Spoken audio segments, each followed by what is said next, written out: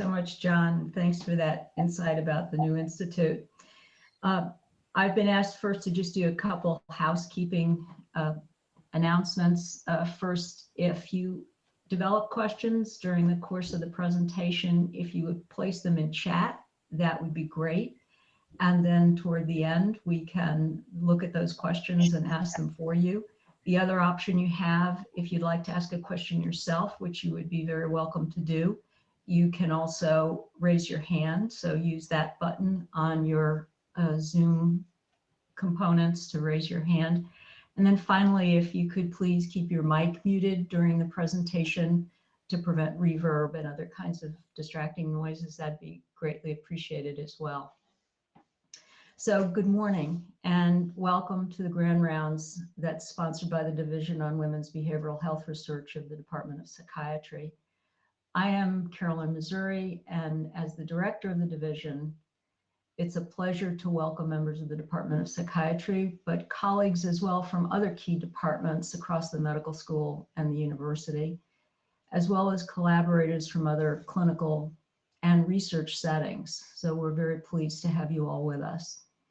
The division is really designed to bring together investigators to study the health of women and sex and gender differences in relation to mental health, addictive behaviors, and the intersection of a wide variety of medical disorders. And we have the opportunity as a division within the department to invite outstanding scientific leaders to speak with us about critical issues in the field. And so it's a great pleasure to introduce today's Grand Rounds speaker and welcome her back to Yale. She is an outstanding and highly accomplished researcher in neuroscience who studies the neural mechanisms through which estrogens regulate memory. And it's done for the ultimate purpose of designing treatments that can reduce risk for memory loss and even dementia in women. Dr. Karyn Frick, is a named distinguished professor of psychology at the University of Wisconsin-Milwaukee.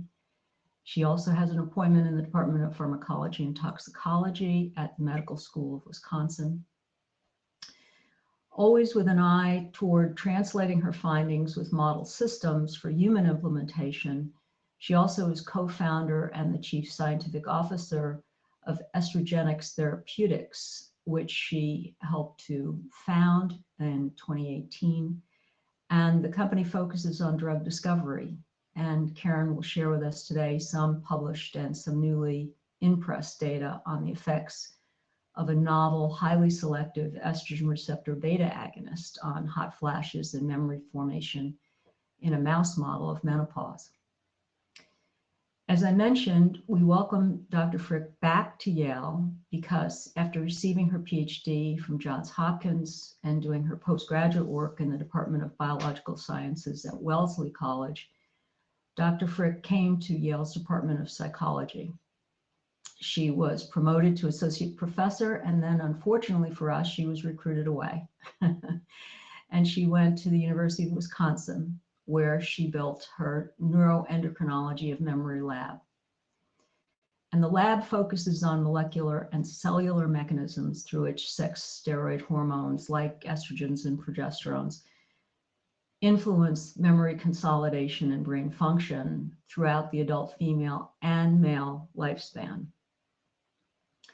She has many achievements and honors, some of which include the following. She was named author of one of the top 5.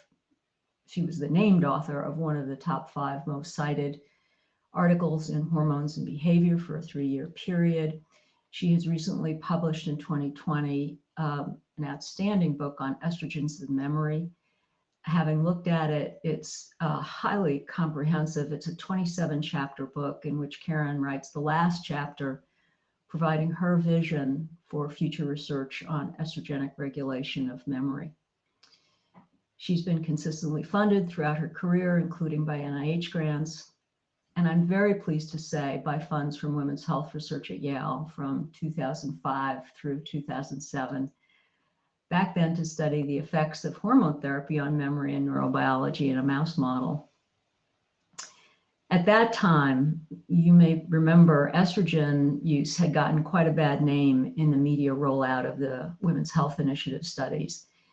And what we needed then was great clarity, as we do now, about the effects of estrogen. And so I'm very pleased that Karyn has not only continued this work, but enhanced it dramatically. She also has had significant leadership positions in the Society for Neuroscience, the Organization for the Study of Sex Differences, and the Society for Behavioral Neuroendocrinology. She does extensive mentoring. Her CV was replete with all sorts of examples of her extensive mentoring of students. And she does service on editorial boards and grant review committees. But all of this summed up to me, really what's most notably important is, beyond her many achievements and her contributions, is the quality of her work and the impact of her findings, which I predict will only get more important. And you add that to the strength of her commitment, and it's really a very impressive package in informing our view on the influence of sex as a biological variable, its effect on human health and behavior. So in sum, we are thrilled to have Karyn with us today and to talk about estrogens in memory, translating basic research into therapies for memory dysfunction and menopause. So with that, Karyn, welcome, and we look forward to your talk. Thank you so much. Thank you for that very, very kind introduction. It's wonderful to be back, so to speak. I wish I could be there in person to catch up with people and see you, but perhaps sometime in the future.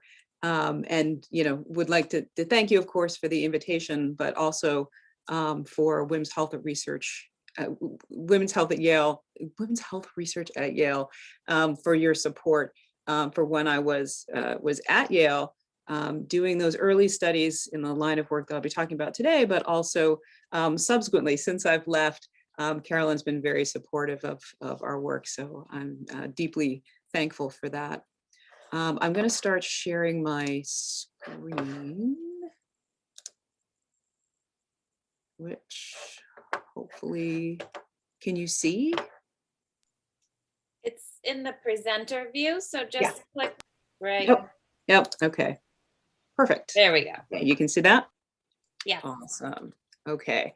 And so given women's health research at Yale and the focus primarily on women's health, although we have done sex differences research and some, I'll mention a little bit, but I won't show any data today. I'm going to focus the talk on our work in females. And I'll start with this sex difference that has motivated my work for probably a good 20 years or more, which is that women are in general at elevated risk of developing Alzheimer's disease. So these data are from an Alzheimer's Association annual report showing you the estimated lifetime risks of developing Alzheimer's disease at ages 65, 75, and 85 in men in the purple and women in the gold. And you can see that at each of these ages, women are at higher risk. And this is true even when you take into account the fact that women live longer than men.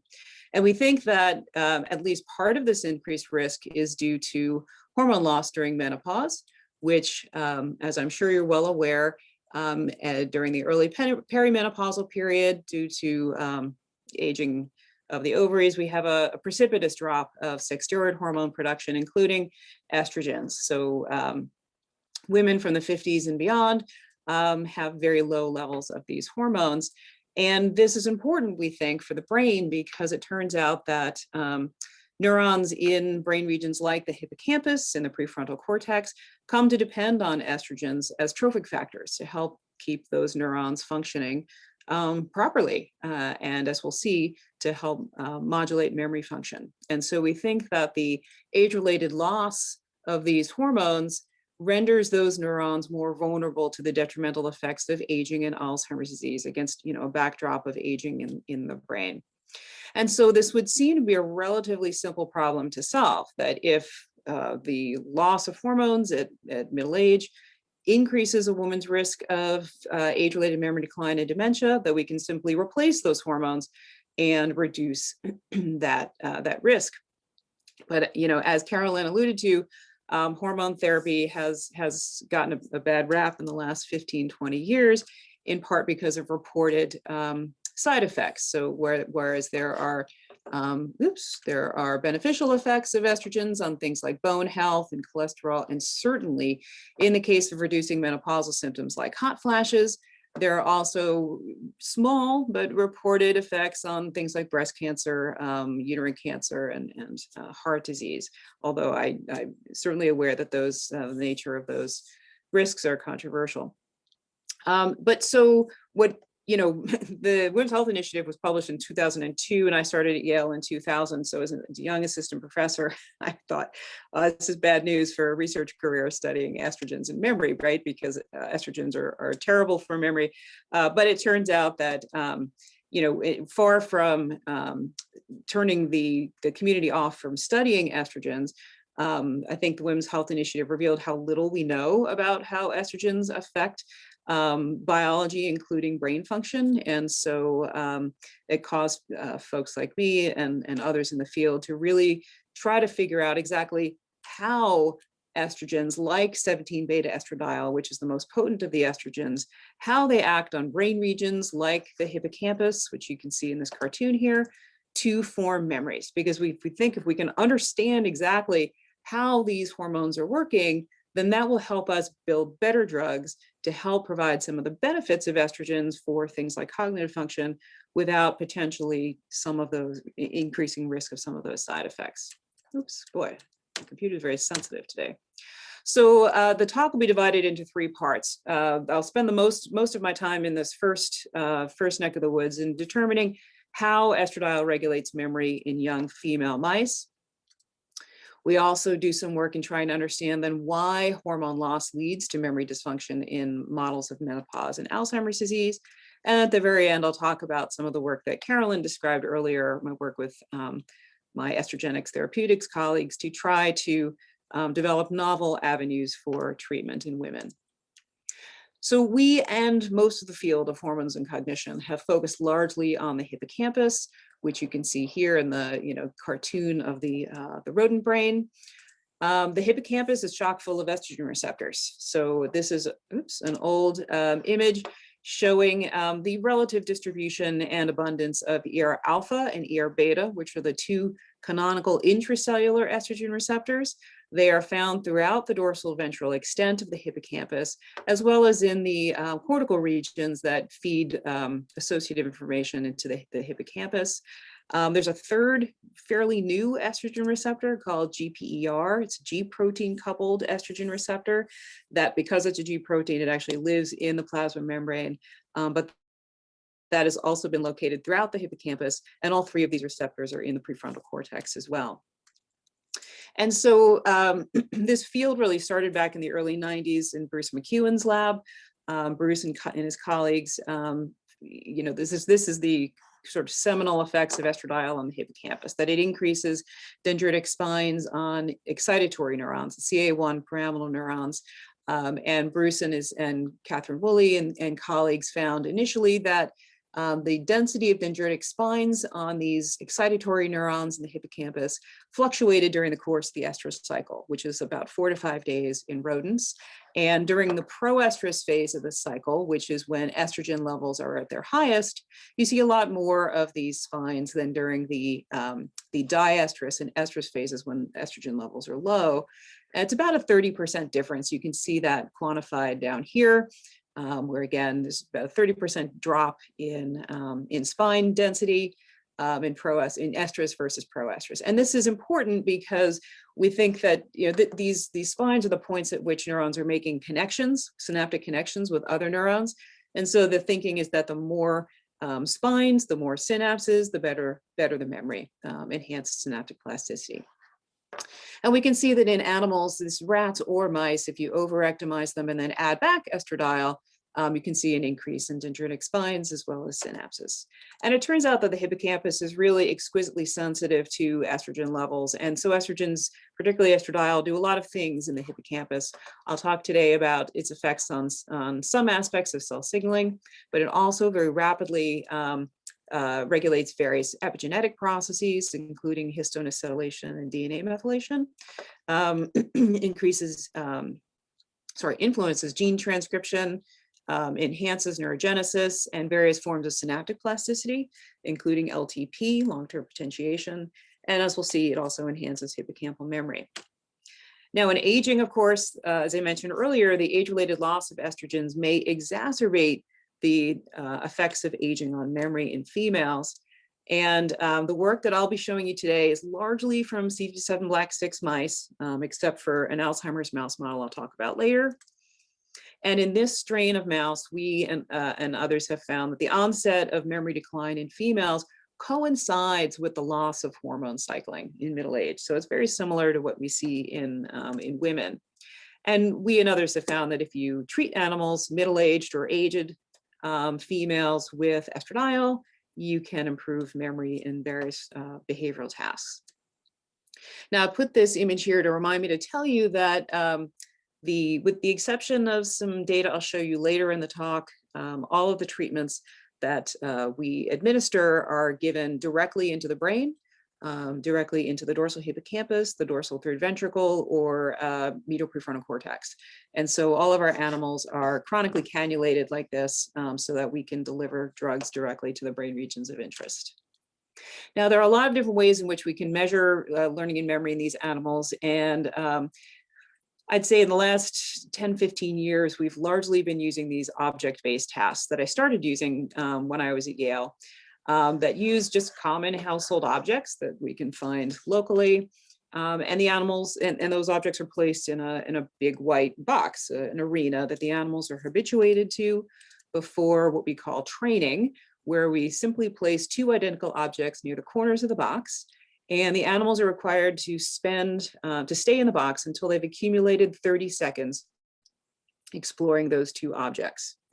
And then importantly, we do all of our, well, again, with the exceptions I'll show you later, we do all of our drug manipulations immediately after training.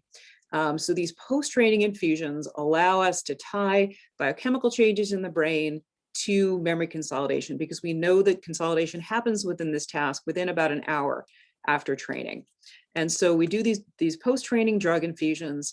And then for what we call a task we call object recognition, 48 hours later, the animals are allowed to explore an object that's identical to one they've seen before and a novel object.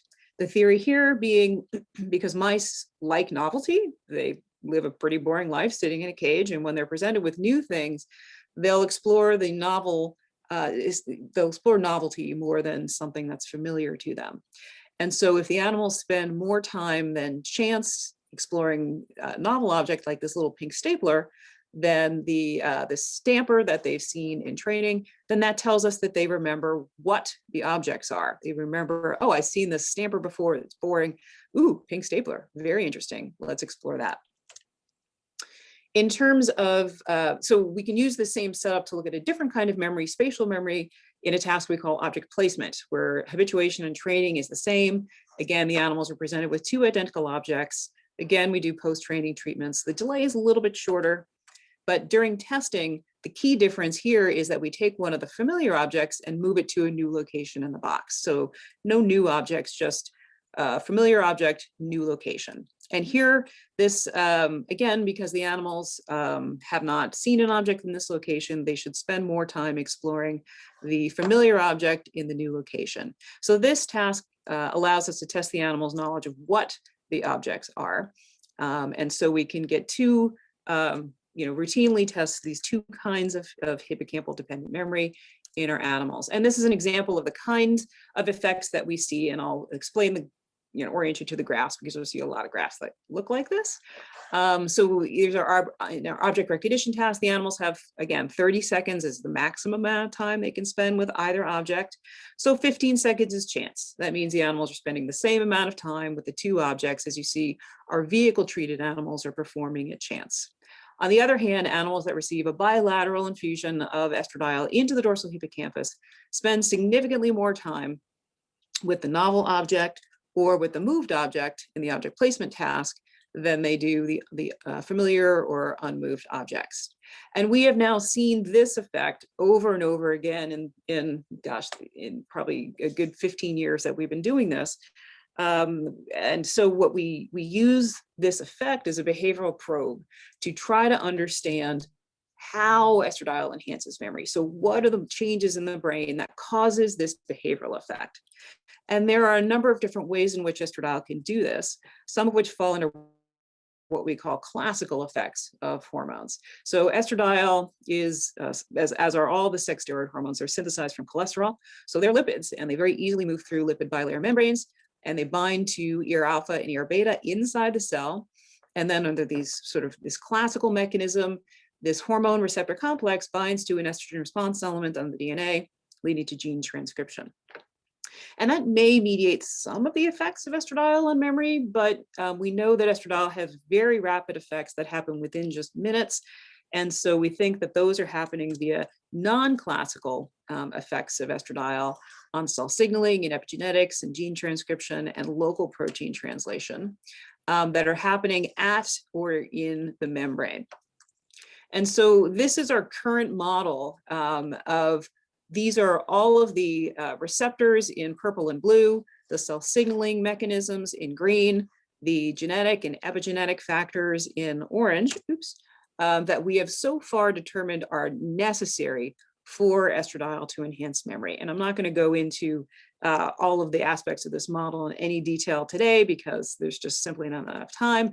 But what I will say is that if you want to learn more, there is a chapter on my lab's research in our recent book published last year. But if you're, as Carolyn said earlier, if you're interested in this topic, there are 27 chapters in this book by leading experts in the field who cover this topic from anywhere from in vitro physiology up through human clinical trials, including Women's Health Initiative and other trials of hormone therapy. So if you're interested in the topic, I'd encourage you to check out the book and read the chapters by my colleagues.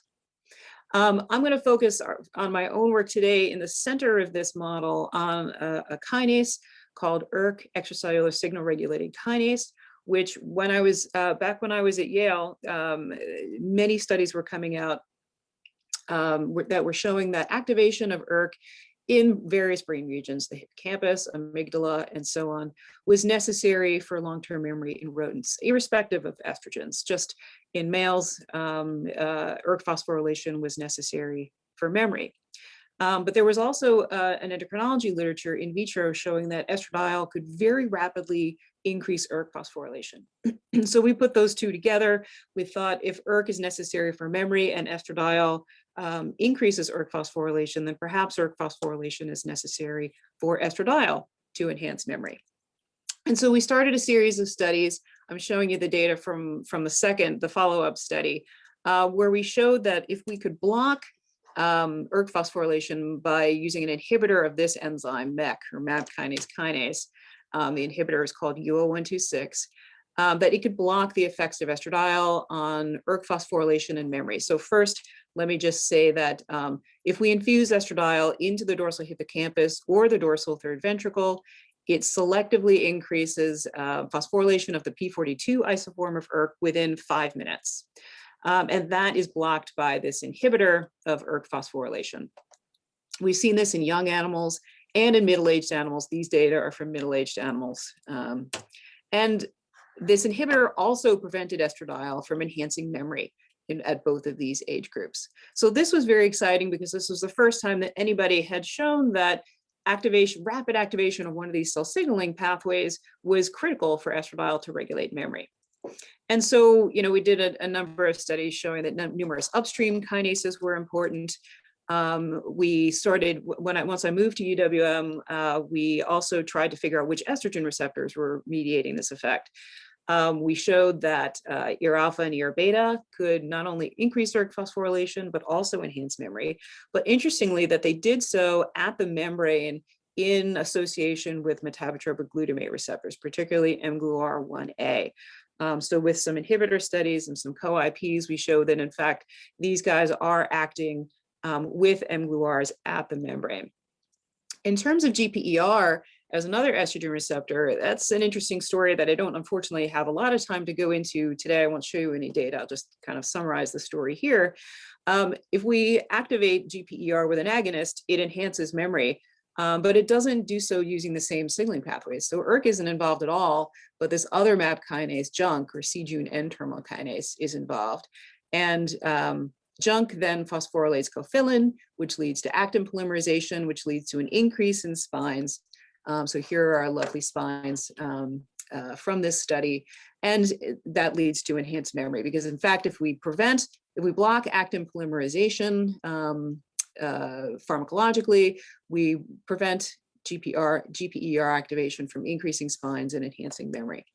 But interestingly, it's just that GPER doesn't seem to be, while it's doing a lot of things that estradiol does in terms of promoting spines and memory, it doesn't seem to be doing so as an estrogen receptor in the dorsal hippocampus, at least in our hands. Oops, going the wrong way. Oops, no, I'm not going the wrong way. All right, so back to ERK. So ERK can do a lot of things downstream. We've shown that it triggers histone acetylation to promote memory. It also triggers Krebs phosphorylation to promote gene transcription. But one of the things that we started looking at just as I was about to leave Yale was its effects on local protein synthesis. Because if estrogen is going to cause new spines to be formed, you need new proteins to do that. And we thought that perhaps that might happen via local protein synthesis within dendrites. And so one of the ways to promote that local protein synthesis is by triggering the mTOR, or mammalian targeted rapamycin, signaling pathway. And so in the study we started when I was at Yale and finished up after I moved, was completed by a former postdoc, Ashley Fortress. We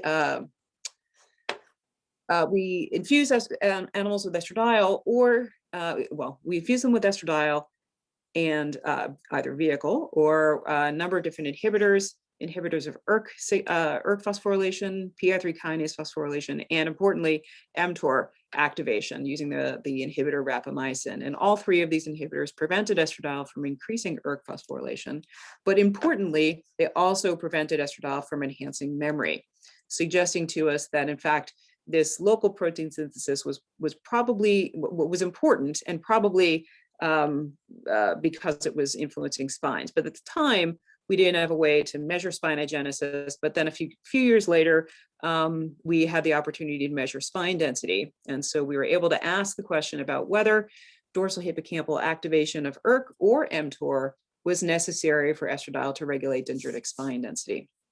And so here's just an example of our spines. You can see a vehicle-treated animal, and then a lot more of these spines in the estradiol-treated animal. So this is work that we did in collaboration with Vicki Lewin at Hunter College in New York and Maya Frankfurt at Hofstra LIJ School of Medicine. And the work in my lab was done by a former grad student, Dr. Jennifer Tuscher. So Jen infused estradiol into the dorsal hippocampus and looked at apical and basal spines on CA1 pyramidal neurons, and found, not surprisingly, an increase in spines. We saw it very quickly within 30 minutes, and it lasted for 2 hours. But what was really interesting was that when we co-infused the animals with estradiol and the inhibitors of ERK or mTOR phosphorylation, those effects went away completely. It totally blocked estradiol's ability to increase spines, which was really exciting because we'd known that estradiol could affect spines since, like I said, the early 90s and Bruce McEwen's work, but nobody had ever looked at how it does so. And so this was the first time that anybody had shown that rapid activation of these cell signaling cascades in the dorsal hippocampus was necessary for this spinogenesis, which was really exciting. Another very surprising finding from this study was not in the dorsal hippocampus, but was in another brain region, the medial prefrontal cortex, which we looked at. I don't know, I didn't expect to see anything there, but lo and behold, we found that an infusion of estradiol into the dorsal hippocampus caused an increase in basal spines in the medial prefrontal cortex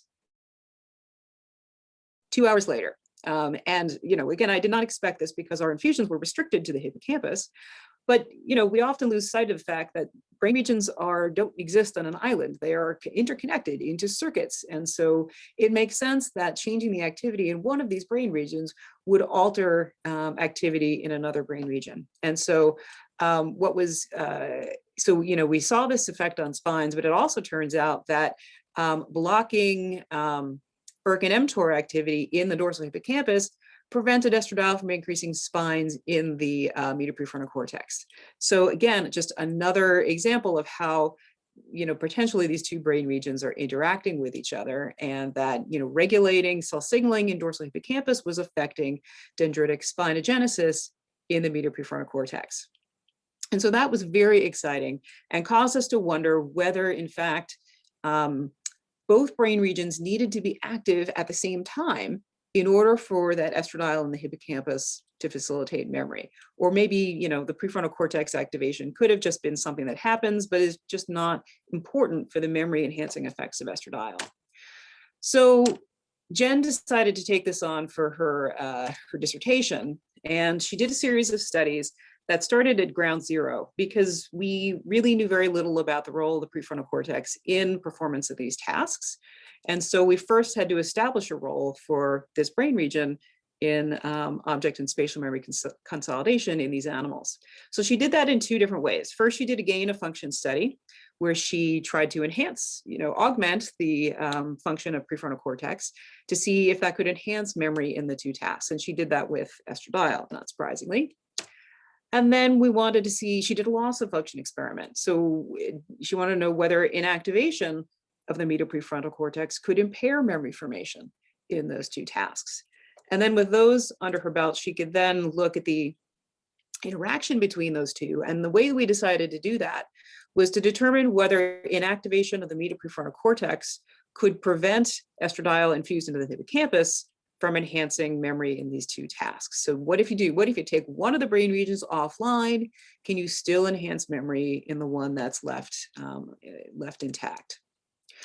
So for the estradiol, the gain of function experiment, Jen cannulated the animals into the medial prefrontal cortex, waited a week for recovery, and then trained and tested them. Now here, immediately after training, the animals are being treated with HPC as our vehicle, or estradiol. And we find that estradiol enhances memory in both the object recognition and object placement tasks. It also increases spines, as we saw before, in the medial prefrontal cortex. But interestingly, it didn't affect spines in CA1. And there's some evidence to suggest the connection, the anatomical connection between CA1 and medial prefrontal cortex is not, it's fairly sparse projections, and there's some thought that it's only unidirectional. So perhaps it's not surprising that we don't see any effect in CA1, or it could simply be that we just chose the wrong time point and that there is an increase in spines, but we didn't capture it with this single time point. So the gain of function study worked. What about the loss of function? We decided to inactivate the medial prefrontal cortex using DREADs, or designer receptors exclusively activated by designer drugs. So that's a mouthful. These are viruses that contain a promoter that's specific for excitatory neurons. In this case, CAM kinase 2. So we'll target excitatory neurons, and it will deliver a mutated muscarinic receptor that, when activated, will hyperpolarize the cell and cause a temporary inactivation of the brain region. And so Jen infused the animals with this HM40I DREAD, waited 3 weeks for viral expression, and then did training and testing. Here, we're not treating the animals with estradiol at all. We're only treating them with the activator CNO, clozapine N oxide, which we deliver IP. So when CNO binds to this mutated receptor, that's what causes the hyperpolarization and temporary inactivation.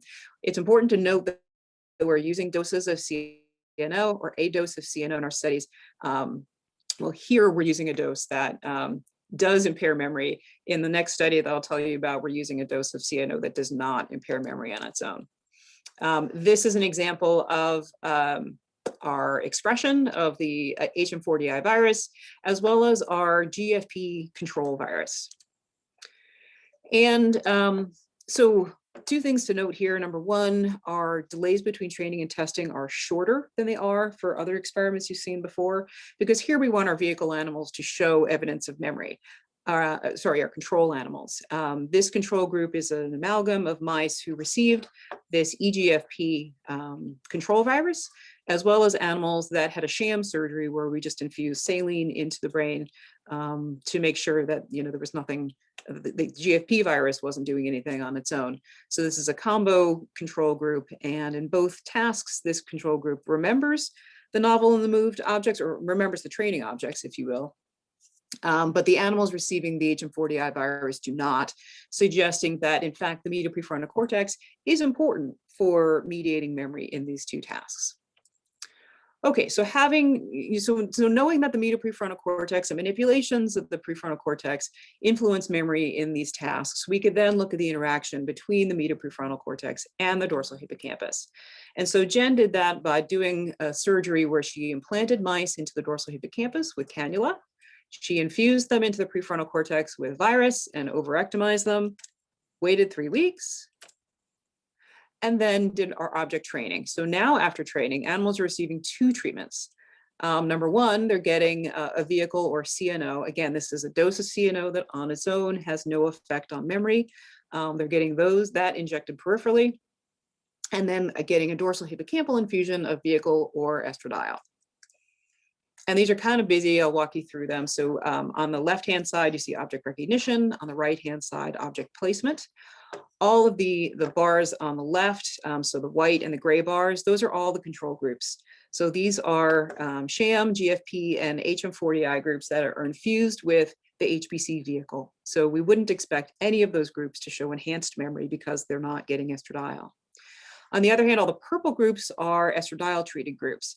And you can see that the control estradiol groups, so those, the sham and the GFP treated animals, are showing intact memory on the 2 tasks, but the animals that are expressing the 4-HM, the HM40I virus who get estradiol do not, suggesting that inactivating the medial prefrontal cortex prevents estradiol in the hippocampus from enhancing memory, telling us that, in fact, yeah, these 2 brain regions do need to be active at the same time in order for estradiol to enhance memory. And that was pretty earth-shattering to me because, I've been focused on the dorsal hippocampus for such a long time, as has the rest of the hormones and cognition field, that we now need to start really looking at systems and circuits. And in particular, of course, we've been interested in the prefrontal cortex because, as I've just shown you, estradiol in the prefrontal cortex enhances memory, increases spines,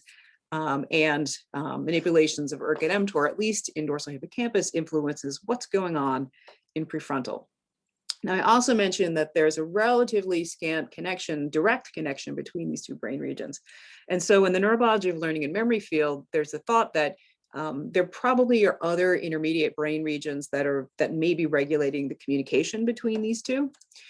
And so one brain region that's received a lot of attention recently is the nucleus reunions of the thalamus. It is a small midline structure that has projections to both the medial prefrontal cortex and the dorsal hippocampus.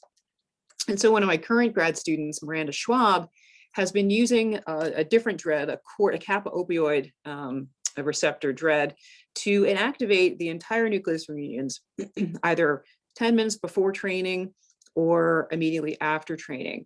And she's finding on the object placement task that inactivating the nucleus reunions prevents memory formation in these 2 tasks. In just this task. We're still working on the object recognition task. But so far the data look very promising for object placement, which is the spatial memory task. In addition to working on object recognition, Miranda is also trying to do some projection-specific silencing with dreads that inactivate, so these are Cree-based dreads that will inactivate not the entire nucleus reunions, but only specific projections between the nucleus reunions. So neurons that project from nucleus reunions to prefrontal or from nucleus reunions to dorsal hippocampus. And so she can do this charting throughout the circuit to try to get a better sense of what that circuit specific looks like. Another thing that we're currently doing, one of my other grad students is looking at cell-specific silencing. So she's interested in astrocytes and their potential role in estradiol's regulation of memory. And so we've been working with a GFAP promoting, a dread that's associated with a GFAP promoter to try to understand what astrocytes might be doing in the system. And then we've just started a new collaboration with a new faculty member. We have a new assistant professor in the department, Arun Asak, who comes to us from Eric Kandel's lab at Columbia. And Arun and I will be starting some fiber photometry experiments where we can not only look at the effects of estradiol on calcium signaling in vivo, but also that we can use this in combination with the DREADS to essentially confirm that the DREADS are inactivating the brain and reducing neural activity like we think that they are. Okay, so I spent a lot of my time in this first box looking at how. Let's move on a little bit to why and some of our work in a mouse model of Alzheimer's disease. So I'll take us back to the sex difference that I started with. And of course, we're looking at here risk of late onset Alzheimer's disease, 65 and beyond. And we know that age is a major risk factor for late onset Alzheimer's, as is female sex. But also there's the primary genetic risk factor for late onset Alzheimer's disease is ApoE4 status. So as I'm sure almost all of you are aware, that apolipoprotein E is a lipid carrying protein that's involved in cholesterol metabolism and transport. And the kinds of things that it transports into neurons are things like A beta for disposal and cholesterol, which can ultimately be metabolized into sex steroids, including estradiol. There are 3 alleles of apolipoprotein E. E2 decreases one's risk of developing Alzheimer's. E3 is considered neutral in terms of Alzheimer's risk, and E4 is considered to increase one's risk of the disease. Apolipoprotein E is produced primarily by astrocytes, and ApoE3 is really good at transporting things into neurons and keeping them nice and healthy. ApoE4 is the least effective of the variants for transporting A beta into cells for disposal, and so is associated with neurodegeneration. And accordingly, people who are ApoE4 carriers have more and earlier accumulation of amyloid plaques, phospho-tau leading to neurofibrillary tangles, brain atrophy, and cognitive decline. And women who are E4 carriers have the greatest risk of developing Alzheimer's disease, more so than anyone else. And interestingly, there's some data in the clinical literature suggesting that estrogen therapy is actually less beneficial for cognitive function in women who are E4 carriers than women who are E3 carriers. So that's something we've been trying to model in the lab. So we think that perhaps the reduced ability of ApoE4 to transport cholesterol and dispose of A beta may contribute to women's increased risk of Alzheimer's by decreasing estradiol synthesis in the brain, which therefore decreases estradiol-induced neuroprotection, increases A beta and phospho-tau accumulation, thereby promoting synaptic and neuronal degeneration. So how do we mitigate the increased risk to women? Well, we learn about it. We try to do the best we can to model Alzheimer's disease in animal models. And I'm well aware that, mouse models of Alzheimer's disease are not perfect and definitely have their pros and cons. But, for a mouse researcher, it's kind of the best that we have right now. And I think they can be useful in helping us answer questions like, why do sex and ApoE genotype effects exist? And why are E4 females failing to respond to estrogen therapy? And I think that hopefully the answers to those questions can help us develop treatments to mitigate the effects of sex and ApoE4 on risk of Alzheimer's and increase estrogen responsivity.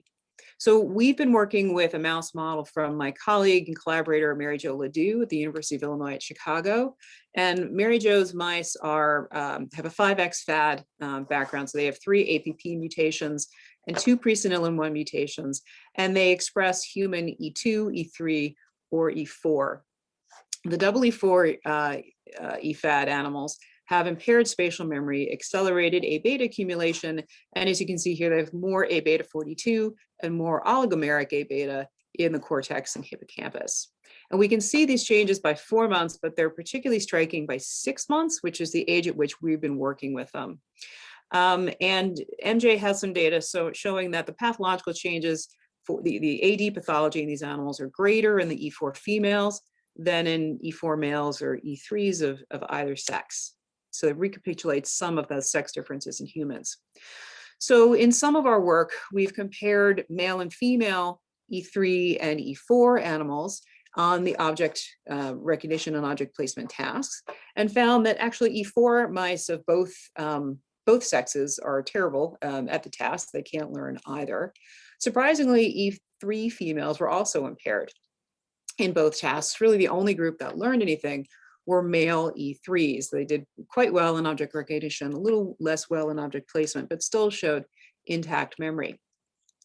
In terms of dendritic spine density in these animals, here we've been starting to look not only at total spine density, but at types of spines, categorizing them. So mushroom shaped, which are considered the most mature, fin, which are immature, stubby, which are intermediate between the two, and we've also looked at cup shaped.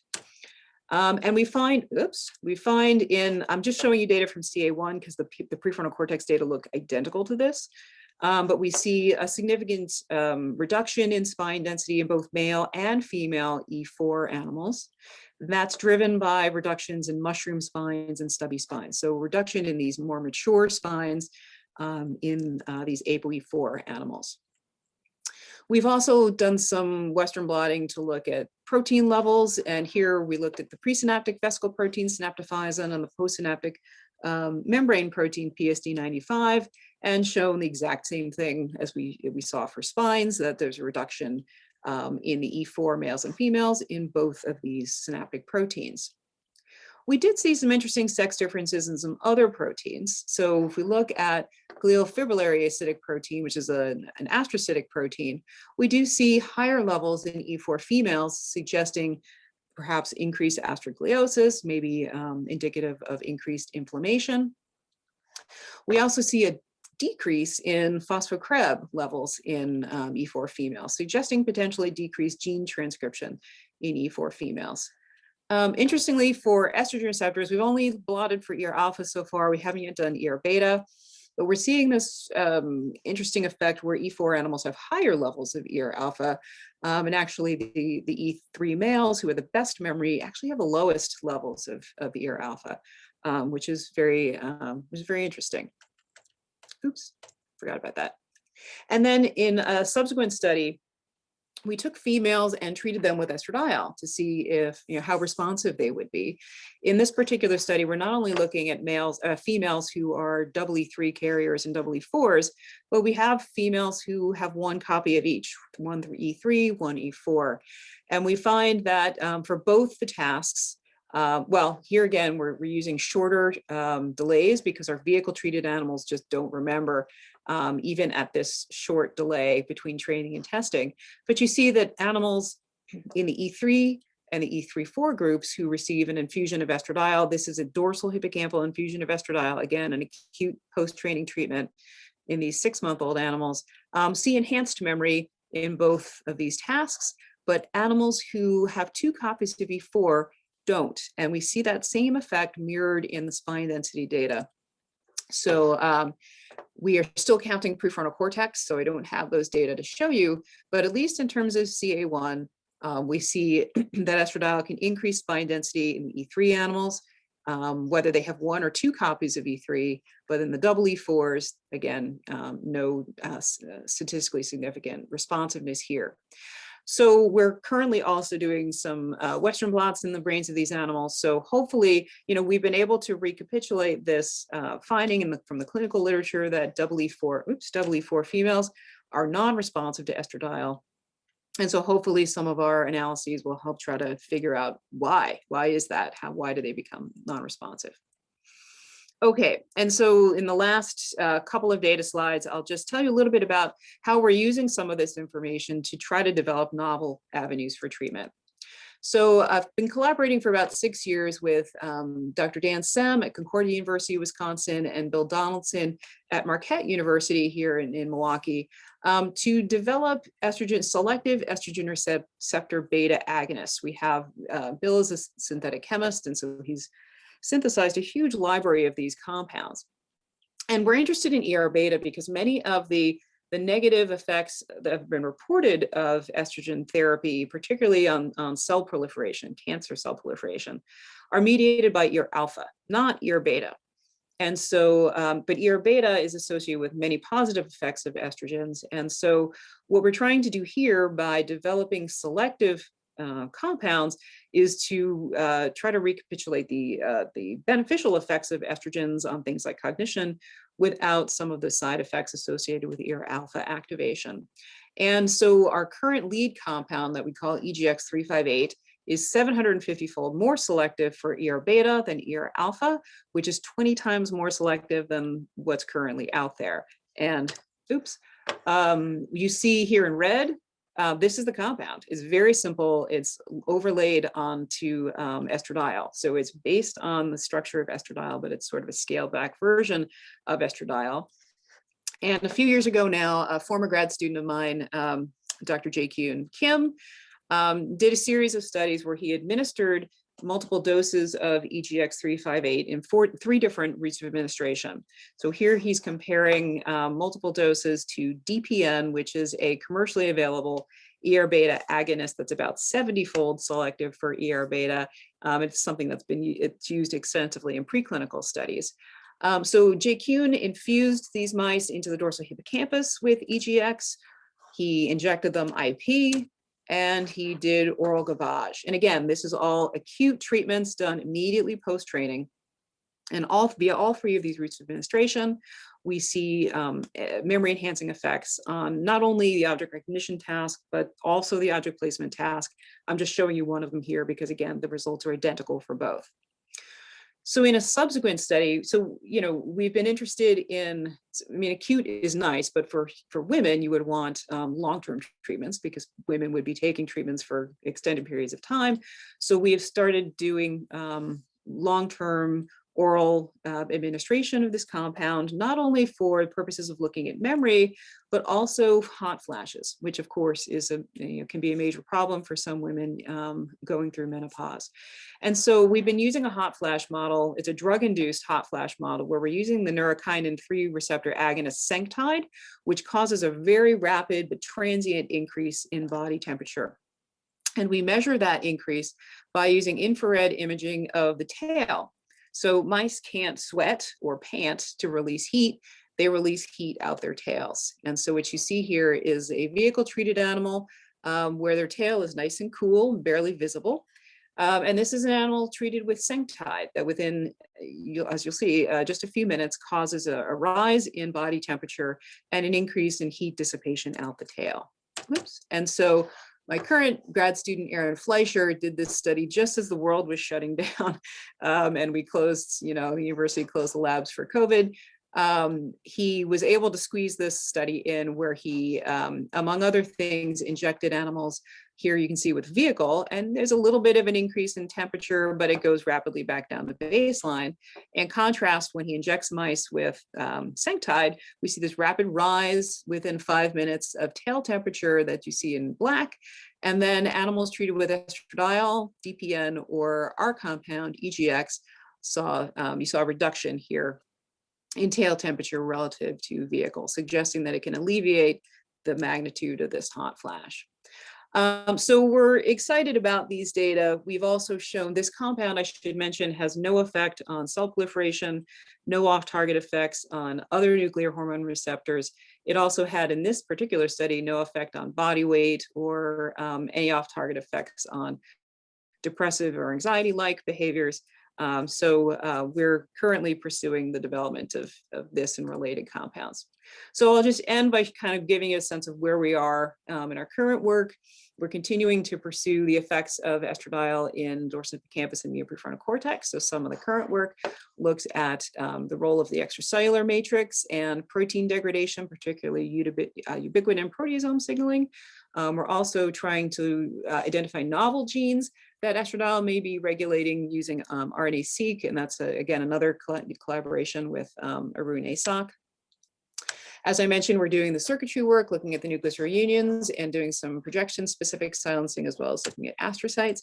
And I didn't mention any of our work in males, but we have done work showing, in fact, that actually estradiol infused into the dorsal hippocampus of males enhances memory, just like it does in females. So that seems great on the surface.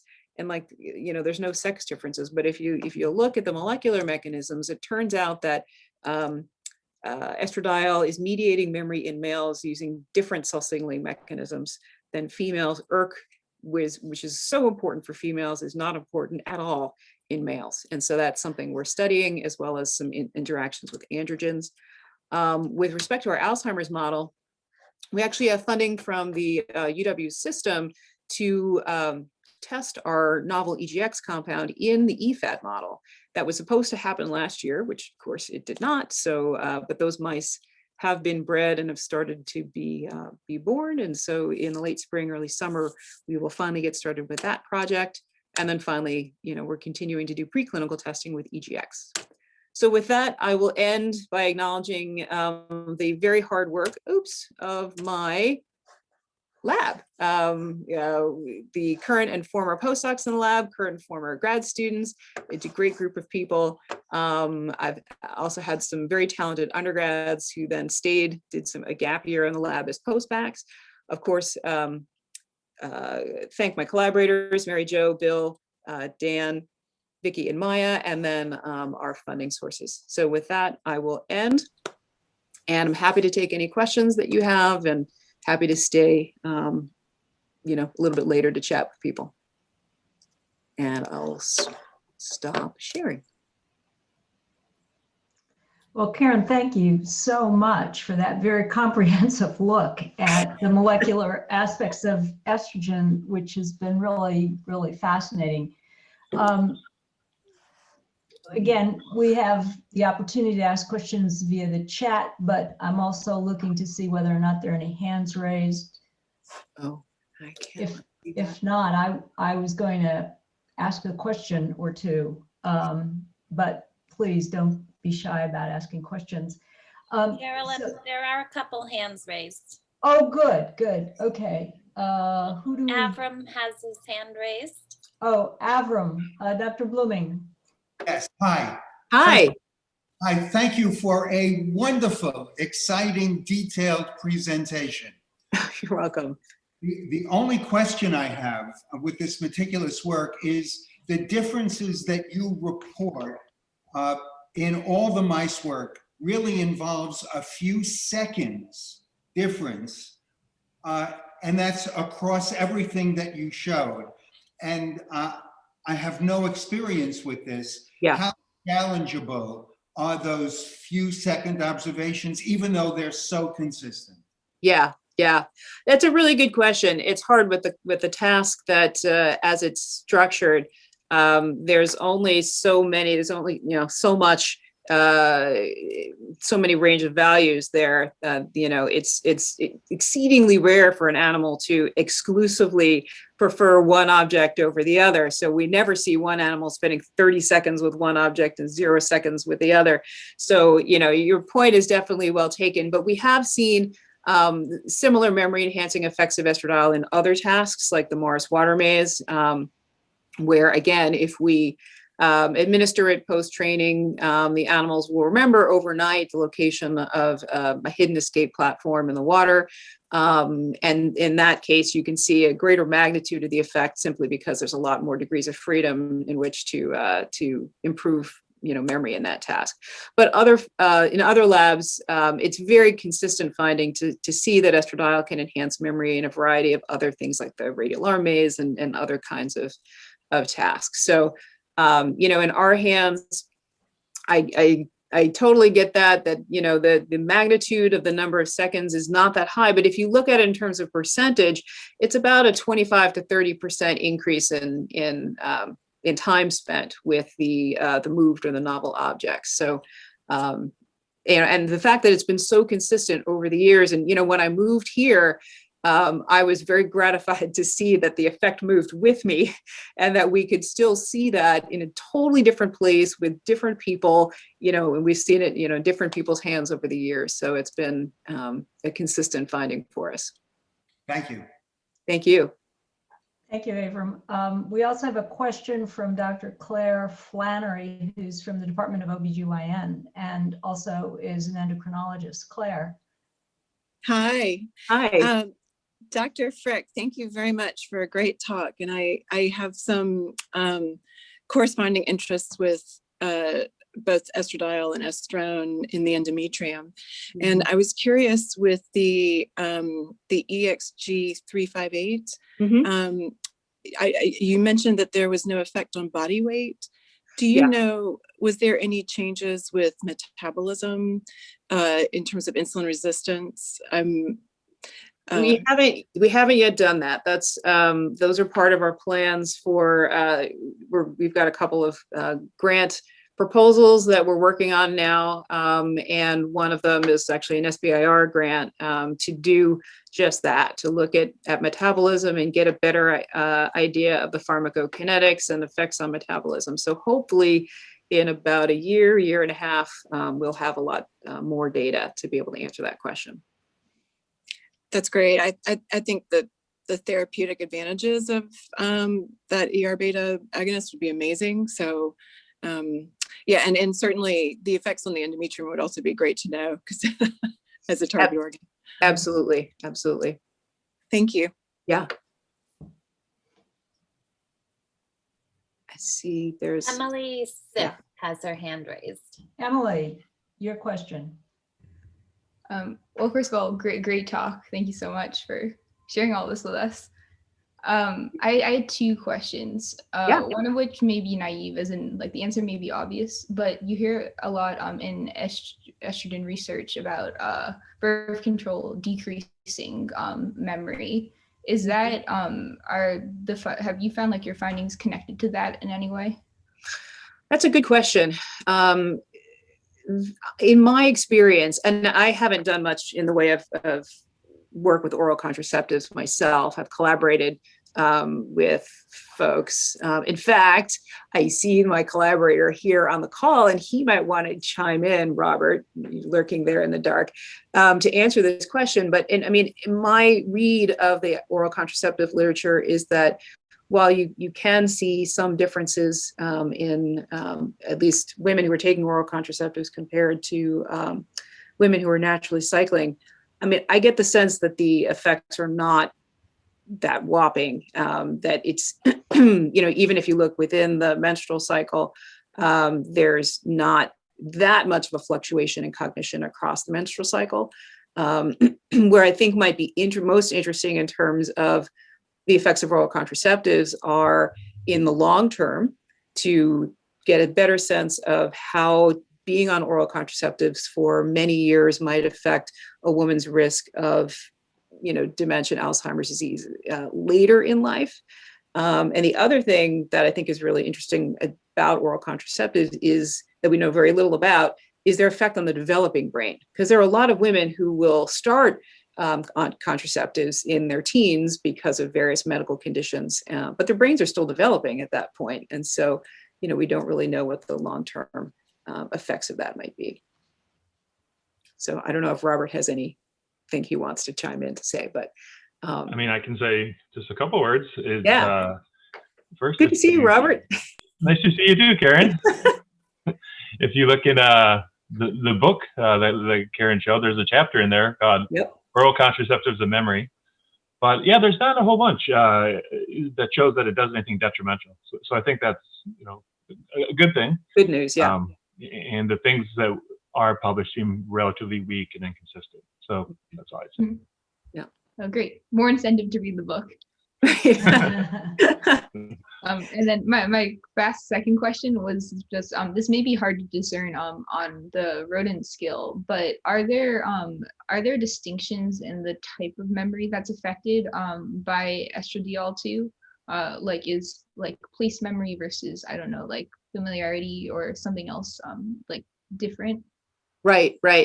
In our hands, it seems like the effects of estradiol on place memory and familiarity, so in the recognition memory, seem to be very similar. People have seen effects on spatial working memory, spatial reference memory.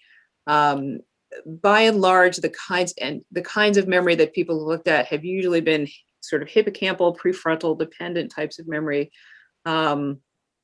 There hasn't been a lot with aversive memories. I think there is some data to show that estradiol can potentiate sort of fear conditioning, contextual fear conditioning, though that hasn't been as well studied as the other sort of appetitive kinds of tasks. We collaborated with some folks a few years ago to look at extinction memory. So in mice that were, these were rats that had acquired a conditioned place preference for cocaine. And in that case, actually the rats had to have estradiol on board in order to extinguish, which was really interesting. So it's another form of learning. So it seems like estradiol can influence a wide variety of different kinds of learning. Great questions. Thank you. Yeah. We have Jane Taylor has a question. Hi, Jane. Hi, Karyn. Nice to see you. You too. I'm really intrigued by your finding that you noted at the end about the memory enhancing effects in females being ERK dependent, but not being ERK dependent in males. Yeah. Can you say anything more about that? For example, are basal levels very different? I mean, I find that very intriguing given how important ERK tends to be for memory in general, including males. Yes, exactly. It seems like basal levels are fairly similar. When we infuse U0126 into the dorsal hippocampus of males, it just doesn't block estradiol's effects on memory. And that doesn't seem to be related to at least gonadal hormones in males, because we see the same thing whether they have their testes or not. So unfortunately, I wish I could tell you what's mediating the effects of estradiol on memory in males, because I don't know yet. We know that estradiol can increase Krebs phosphorylation in males. But the postdoc who did that work a few years ago had blotted for a whole, all the logical suspects and didn't see any estradiol-induced increase in males. So I'm not sure yet what might be causing that Krebs increase in males, but it's something that obviously we'd like to figure out because it's, as you say, it is puzzling.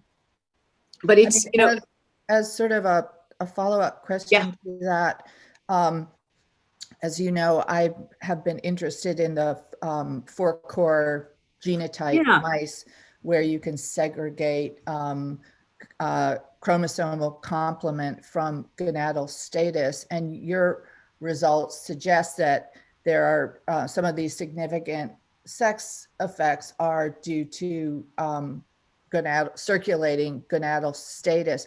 Do you think some might also be due to chromosomal complement in terms of gene regulation? Yeah, it's certainly possible, and sort of that the sex difference in kinase utilization could be genetically related. So, and this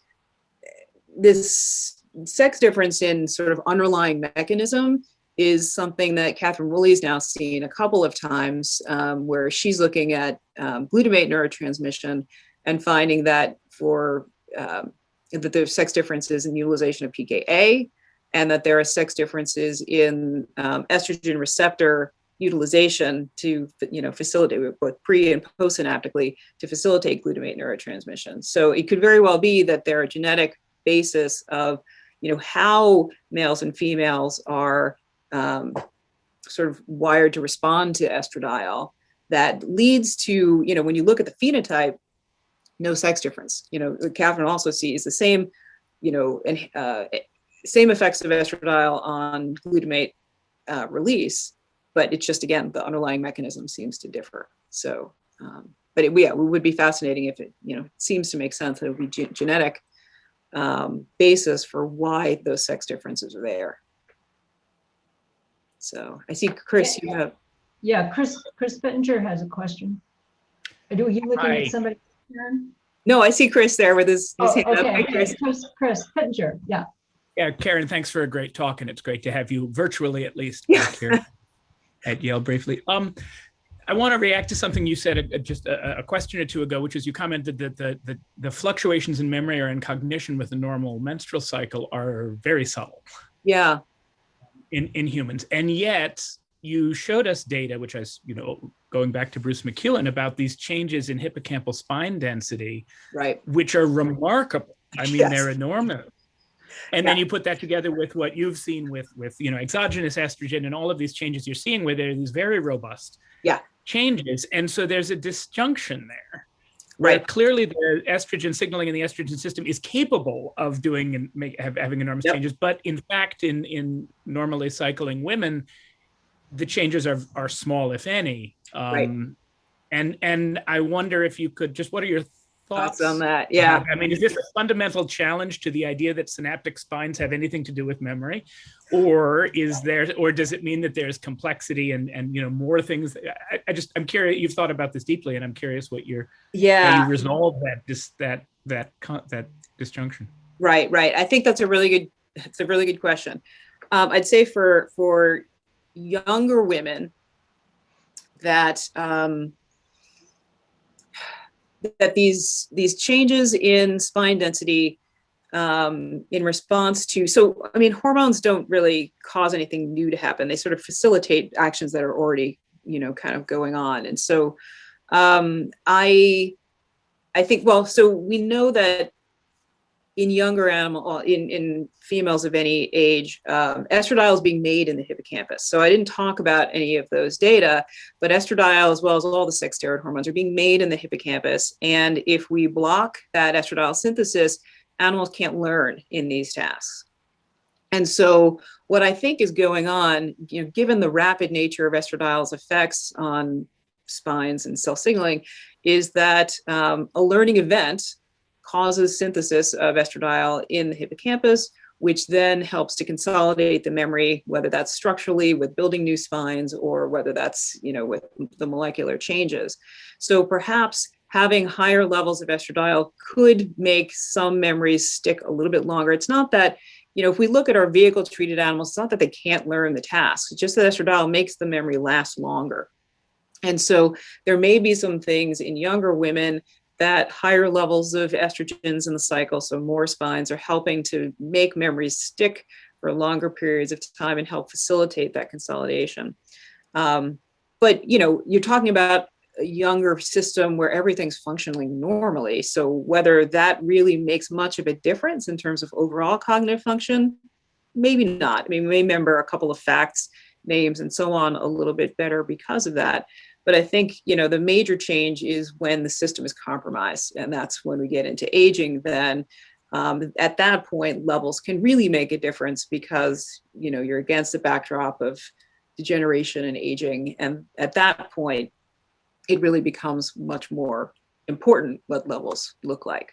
So, I mean, that's kind of my, current thinking on that.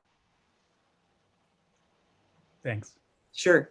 So, Karyn, we have one question in chat, and then Dr. Sorrell has a question. There are a couple questions, but I'll ask one of them and then move to Dr. Sorrell in the interest of time. It's just, can one comment on the effect of conjugated estrogens like Premarin versus pure estrogen, estradiol, and is there a difference in your models? This harkens back to the WHI. Sure. Yeah, so I actually haven't tested conjugated equine estrogens in my model. Heather Bramante Nelson at Arizona State has done some beautiful work looking at comparing not only Premarin, but the elements of Premarin, so estrone and estriol and some of the other estrogens that are in hormone therapy, and showing, I guess, in some cases, some differential effects of those different kinds of estrogens. So I can't comment specifically on the different kinds of estrogens. I know that, for most basic research, we use 17-beta estradiol because it's, the most potent of the estrogens. So we know far, far more about the sort of molecular biology about how estradiol works than any of the other estrogens. But given that women are taking those estrogens, it is, incumbent upon us as researchers to learn more about it. Mm-hmm. Thank you. It's a good segue to Dr. Sorrell. Phil, do you have a question related to that? You're on mute right now, Phil. Well, first of all, to thank you for a beautiful lecture that held my interest and stirred a lot of other thinking. Karyn, when you showed the slide of the rat where the vasodilation in the tail was inhibited, what that's demonstrating for us is an acute action of the estradiol. Yes. And in exploring acute actions, the work in Dr. Bender's lab at Yale looked at endothelial cells and the release of nitric oxide. Nitric oxide is an extremely important player, as estradiol induces nitric oxide in cells everywhere, including in the brain. Mm-hmm. I was really pleased that you mentioned calcium, because in another of our papers, we demonstrated that estradiol is a calcium channel blocking agent. Mm-hmm. That's really important to know. So your work elaborating on that, and there's a comment I want to make about the calcium. Mm-hmm. I noticed that your infusion is 5 micrograms of estradiol. Right. In humans, estradiol is there in picograms. Right. There's a major difference, many thousand folds difference in it. Right. And that relates to calcium, because the one major problem that's been seen with high dose estrogen in humans is hypercalcemia, leading to death, in fact.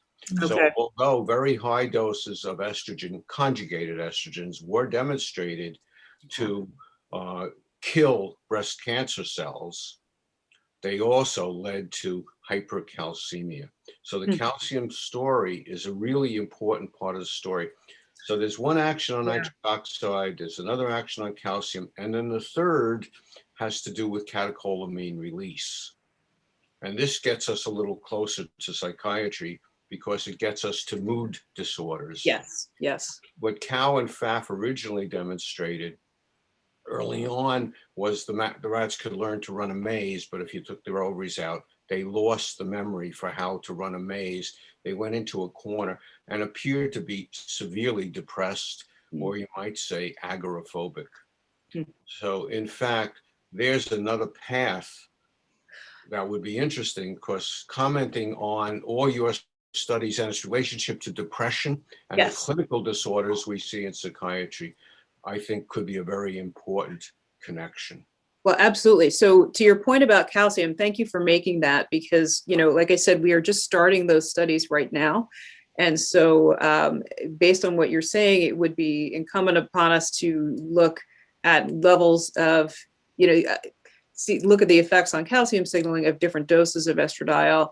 Exactly. I should say, with respect to ER alpha and ER beta function, the agonist that we've used to potentiate the function of those two receptors was in the peak; those were picomolar doses. So, so we do see that using an agonist for alpha or beta in a picomolar dose does enhance memory via ERK activation. So that's consistent with what we've seen with the higher doses of estradiol. But thank you for that comment. With respect to anxiety and depression, that's historically not been something that I've looked at. But since we've been involved with this, this novel drug discovery project, we have been starting to look at some anxiety and depression-like models or tasks in the lab. We did run the animals through in the EGX study with our chronic treatment with this ER beta agonist. We did forced swim, tail suspension, open field, and elevated plus maze, hoping to potentially see some beneficial effects of the compound on those tasks, but we didn't see any. Although in our Alzheimer's mouse model, we found quite serendipitously that, you know, we in our habituation for the object tasks, that's an open field test. We look to see where the animals are spending their time. And we found that the ApoE3 females, when we overectomized them, ApoE4 females were anxious, circling around the edge, whether they had ovaries or not. But ApoE3 females, when we removed their ovaries, were far more anxious than when they were gonadally intact.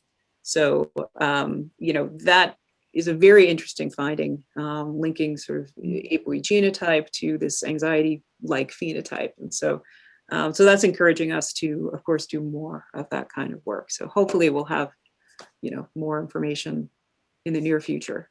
Just one last point, and that is when you saw that rat's tail light up, that was due to vasodilation and a tremendous increase in blood flow. It's estimated that 20% of all the blood in the body is shunted to the skin during a hot flash. And a large part of that is shunted from the brain, not just from the heart or the gut, but also from the brain. And interestingly, about a third of women during a severe hot flush have severe depression feelings. 10% have suicidal feelings during severe hot flushes. Is there any way in your work you could be simultaneously, maybe with spectomy, looking at blood flow in the rat's brain and seeing how that correlates with your other findings? I don't know. That's a good question. I'd have to see if there was a way that we could be measuring depression-like behaviors while the animals are under the influence of sanctide. I don't know. I'd have to think about that, but that's a really good point. Well, you've given me a lot to think about, so maybe I can. Yeah. Yes. No, that's great. I appreciate it. I appreciate it. Karyn, I just want to thank you so very much for this incredible talk. Obviously, you can tell from the questions the amount of interest that there is in your area of expertise. And one of the final comments I might take the advantage of mentioning to you is that you do two things, I think, through your work. You show us the complexity of these systems, and at the same time, you show us how these systems are understandable. And that in that process, then we come to know how to inform human care and human intervention. I mean, already you gave me some clues about thoughts I have that I can go back and talk with my colleagues about with regard to how this agent's given, how various clinical studies have reported findings that seem at odds with other studies.